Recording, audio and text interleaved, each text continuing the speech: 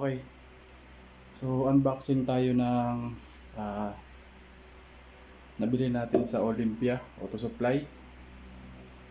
Ito yung Brake Master Assembly. So, since wala tayong makuha or mahanap na repair kit, since repair kit lang talaga yung kailangan natin, bumili na ako ng Brake Master Assembly. So, ang price nito sa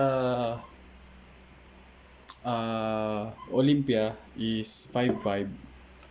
So, thank you kay sir. Nalimutan ko yung pangalan ko. Shout out.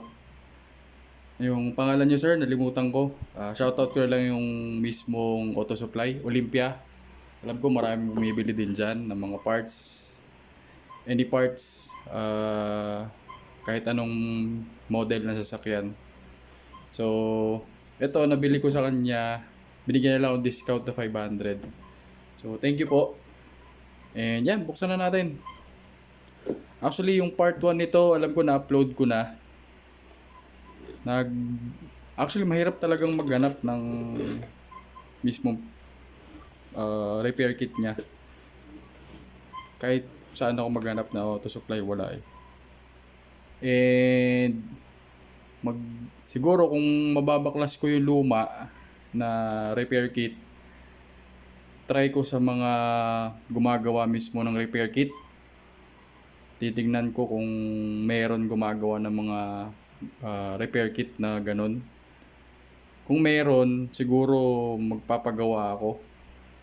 And then susubukan ko rin dun sa Brake Master na luma.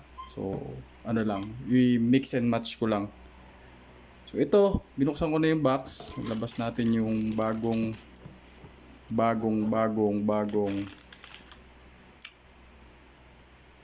Brake Master Assembly. Oh. So, hindi ko muna tatanggalin sa plastic. Ayan siya. So, meron din siyang, kita ba? Ayun. So, meron din siyang reserve. And may takip. Ayan. So, meron din siya nalagyan, anong tawag nito? Para sa ABS. Ayan. So, tama. Dito yung para sa brake lines. Ayan. Okay.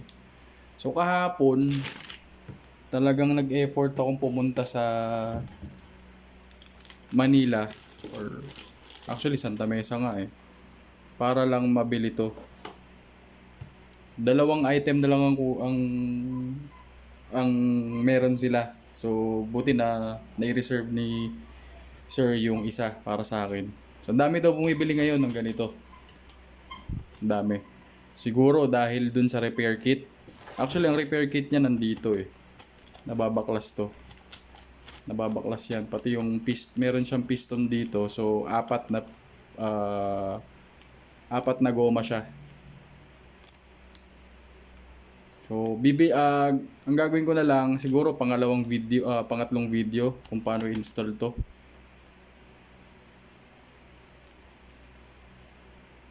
Pangatlong video pa kung paano i-install to. So, yun lang. Pinakita ko lang sa inyo. So, sa mga naka-Suzuki Celerio dyan, siguro abang-abang lang para sa mga nagtitipid. Siguro abang-abang lang. Maghahanap pa rin ako ng repair kit para sa mga piston dito sa loob. May goma yan 4 eh. So maghahanap pa rin ako. Don't worry. So pag nakahanap tayo noon or pag nakahanap ako noon, siguro syempre ibebenta ko rin. Pero sa magandang price na. Diba?